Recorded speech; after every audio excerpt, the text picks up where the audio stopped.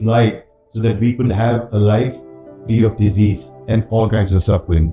And today we're going to have a very interesting topic, a topic that helped me take my journey in life, because I started pursuing this subject called psychotherapy only because I was inclined towards this subject of psychology.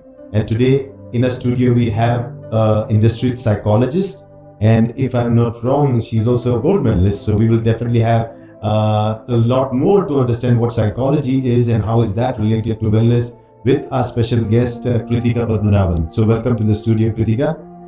Thank you so much, Dr. Savera. So what do we begin with? There is so much I have to say. So would you like to ask me something? Yeah, I would definitely ask you a lot of questions, but we still have one more guest today in our studio. We have Dr. Aishwarya, who is an Ayurveda MD physician in herbology, right? Yes. That's what you call it. You call it Draviguna. And luckily, I am from both fields. I am an Ayurveda physician and also a psychotherapist. So I definitely will be actually taking them through their conversation and trying to understand the concept of mind, psychology, and wellness. So let's begin. So welcome to the show, both of you. Thank you. So let's start with the first question to you, Kritika. Is what is the concept of mind and how is it even related to wellness in psychology? Interesting. I would like to go back. You kind of rewind everything. So how did psychology actually begin and how people began to define it? Psychology is actually psycho and logos. So logos means study and psycho means soul. So people were trying to wonder, how do we define this? And they said that psychology is the study of the soul. But comes the question, do you know whether the soul exists or no? So people started questioning. See, whenever any theory comes up, everybody is going to put a question. Like our new product comes into the market, people are going to put a question to it. Then people said, no. We cannot see the soul. We cannot for sure define whether the soul exists. This is what they believed in. And then they went on to say that no, psychology is actually the study of the mind. And now, can you see the mind? No. Maybe not. Can you feel it? No. Then they began to divide it into parts. Maybe they thought that this is how we can define. So they said that the mind can be divided into the conscious, the pre-conscious and the unconscious. Very simple example. We are in this show right now, the Wellness Tank. This awareness is our conscious mind. You sitting next to me is a part of my conscious mind. Now let's say, what did you have for dinner yesterday? That comes in your pre-conscious mind. That is your memory. Okay. Just a recent memory, or it could be, what did you wear yesterday? So it is basically, let's assume that there's an iceberg. You know that most of the iceberg is submerged, but there is a tip which is seen on the top. Can you guess what part of the mind is that? Subconscious? No, the tip is the conscious because you can see it. And the pre-conscious is just below the water level. When you look through, you can actually see some part of the iceberg. That's your pre-conscious mind. And when it comes to the unconscious mind, there is a big question mark which we all have. To make things easier to understand, our fears, our deepest desires, your troubles, your emotions, all of this come into the unconscious mind. You can tap it through your dreams as well. So very well put down, so you defined psychology, study of the soul, and then you said that you were trying to find out what soul is, and then the bottlenecked around the concept of mind. Correct. And then they started dividing the mind into different ways in which they were perceiving things. And it's interesting in us to see about how consciousness, the pre-consciousness and the unconsciousness has been categorized as the states of mind. Yeah. So what about, this was like how many years back that the real study began? We can say that this was in the 1700s to the 1800s. 1800s. So y'all, Ayurveda dates back long time back. So was there a concept of mind in Ayurveda? Yes, there was. In fact, Ayurveda is 5,000 years ago, and they still had this concept of manasik prakrutis, which is sattvic, rajasic and tamasic. So sattvic mind is the one which is very balanced mind. They are able to keep their emotions in control. So rajasic mind is the one which is very aggressive, like very agitated kind of person who's able to take initiative and do something very quickly. Whereas tamasic mind is the one which is very dull and sluggish. So these are the types of manasik prakritis that have been told by Ayurveda. So when you're saying these are the types of prakriti and the way you are explaining it's more like behavior. And so, what is psychology? Any connection with behavior? A lot, actually. Yeah. So the modern definition of psychology is that psychology is the study of human behavior. Oh, there you go. So experimental psychology, as started by Watson, Skinner, all these experimental psychologists, they actually focused on behavior. But it's interesting to note that it actually stems from the mind. So basically your cognition. But yes, in behavior also there is something called as covert and overt behavior. So overt is basically what you can see. Like as I said, connecting it to the conscious mind. But covert is hidden. So now when I am talking to you, you are able to analyze me based on what I'm saying, my overt behavior. But do you know what I'm thinking? Maybe there's no machine in the world which is actually going to think or rather tell me what I'm thinking. So yes, when it comes to behavior, psychology is actually the study of human behavior. That's the modern definition. So then your Prakriti concept in Ayurveda is very much linked to the study of psychology. And at that time, as you said, 5,000 years ago, There were people, the great sages were actually diving deep into understanding the mind, and they found the relation of the mind in terms of behavior. And anything else that you think they were able to narrow down upon when it was about the study of the mind? Yes, other than just the mind prakriti, we even have the normal behavioral prakritis, which is vata, pitta and kapha. So they have certain characteristics in which we can classify people's behaviors. Like vata prakriti people are more fast acting, they require less sleep, they eat a lot of times during the day. Pitta prakriti people are the tamasic prakriti ones, which are very no, the ones that are very quickly tempted to get into a fight. Yes. And whereas the kapha prakriti people are very slow at taking initiatives, but they are very brilliant. They require more sleep. They're kind of like pandas or koalas. So we can classify people accordingly, and so that's how we come to know the behaviors of certain people. We have good proof that in Ayurveda also, so almost 5,000 years ago, when the science itself of healing started to understand that there could be health issues even with the mind. I think modern psychology has moved way beyond now into understanding and categorizing illnesses in different ways, and especially mental health is on the rise. So as an industrial psychologist, if I'm correct that you are, Yes. What are the things in terms of wellness that the world is facing? I'm not sure that people are living the life they have to be living, with the kind of work-life balance that they are not able to strike. Yeah. What is your take on that? So firstly, we say that humans are social beings, but are we truly social today? We need to question ourselves. For instance, in a family, let's say of 4 people also, where children are also there, how many times do they actually sit together to eat is my question. In an industrial setup, how many times do people actually come together to discuss or to brainstorm? We are using technology so much to our advantage, but what I'm trying to say is, suppose you need to meet someone in the house also, you just switch off the Wi-Fi and then they'll all come to the room where the internet modem is there to just check why is the internet off. You getting my point? Yes. So in an industrial setup, there is so much of work-life stress now. Why has it occurred now, and why wasn't it existing earlier is the question, or was it existent but dormant? No, because in the past, more was physical. Correct. Now it has become work. Yes. Sitting, typing on their keyboards and digging their own grave in the late nights, and the kind of illnesses that are on the rise is phenomenal. Yeah. And see, as a physician, you also will be encountering patients that come as a psychologist. that will be a problem that you're facing too, right? Correct. So one of the topics, or rather one of the frequently noted problem in the industrial setup is work-life conflict. So this directly leads to stress, and that stress actually affects not only your physical health but also your mental health.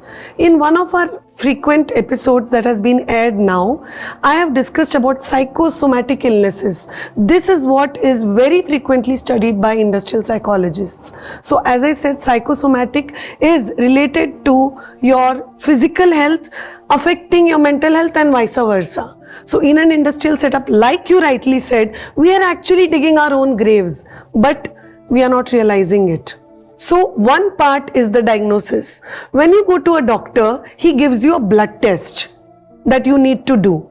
Likewise, industrial psychologists focus on psychometric tests, which may or may not be foolproof, but those are standardized tests which actually measure certain things. Now I discussed about work-life conflict, which is the base for wellness. So where is the healing part? Where is the wellness part coming in? Does Ayurveda have an answer to this? Yes, it has prasanna atmendriya manaha swastha ityabhidhiyate. It means that it's a definition of wellness, and it considers your senses should be happy. Like you should feel light and happy when you're prasanna. So that includes your mind as well. It just doesn't include your physical wellness. It includes your mind as well. And mostly we have observed that by exercising daily, when you have a good routine of walking or at least some movement, that reduces your stress. But just like she said, that by just the lifestyle that people are living right now, the stress has increased more because they have a sitting job, no exercises, so that increases the stress levels. So But a man called Buddha under a tree sitting for so many days, he became the most calm person. So calm. He also sitting, I don't. Because he was meditating. We are not meditating. Oh, no. Our mind is chaotic. Oh, so when it comes up to the chaos of the body, or what do you think? What exactly happens? Why is there This kind of mental disturbance, when the mind wants to actually be in a state of happiness, Yeah. why does it suffer? So I think the root of this, as psychologists mention, is in the mind itself. It's about the way you think and what you think. We all know that there are millions of thoughts in our head given at any point of time. But what kind of thoughts are those? That is the question. Can we actually control or curb these thoughts? Maybe the answer is no. Because I think there is a very general notion of meditation which says, you may correct me if I'm wrong, they say, which is wrong, I believe, that it needs to be controlled. The thoughts need to be controlled. I don't agree to that. You cannot control a thought. At any point of time, can you be blank? It will be difficult. Look, first we need to go back. Now, since you've been studying about thoughts, I think thought is what the mind produces. Yes. Right? And Yes. it's because of the thoughts that we know there is a mind. Yes. If there was no thought, we would say there is no mind. Yes. So now we're seeing thoughts. Do thoughts actually Pop up without any reason, or there has to be a reason? What do you think?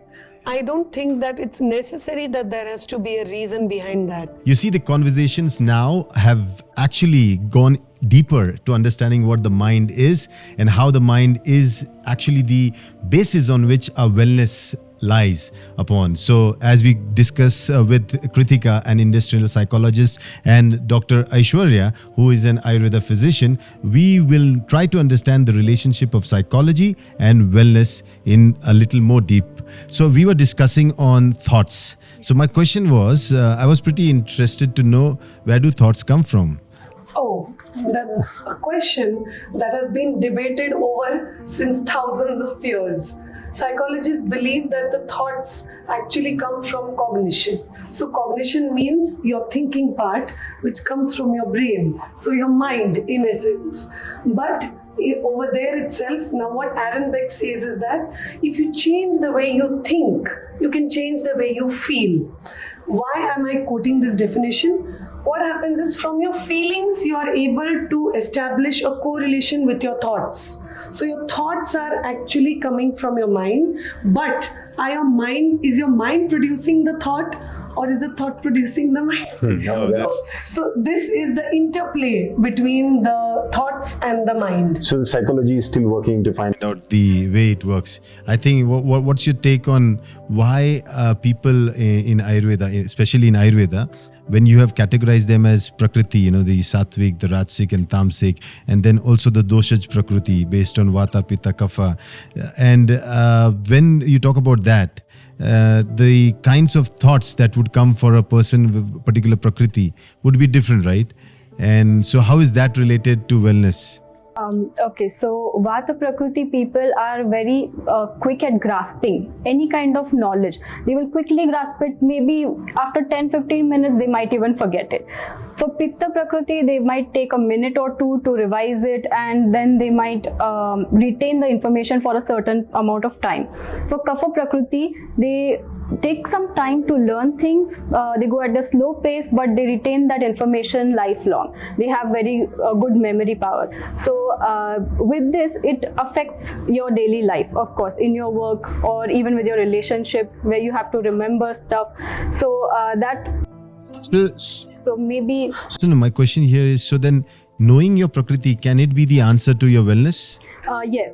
Definitely, because since if your Prakriti is Vata Pradhan, then you know that you have a short-term memory. So what you can do to enhance it? Maybe you can take some time to meditate, so you have a little slower thinking process. So you are able to, take some time to make decisions, or in your daily life. So it will help a lot. For Pitta ones also, it will do the same. For Kapha ones, maybe you should take up tasks like something to fast pace your thought process. So this will help them to manage their daily routines. And I think when it comes up to knowing one's Prakriti or one's behavior, and knowing the other one's behavior and other one's Prakriti can help us maintain good relationship. And that again is another important thing about wellness, especially in family wellness.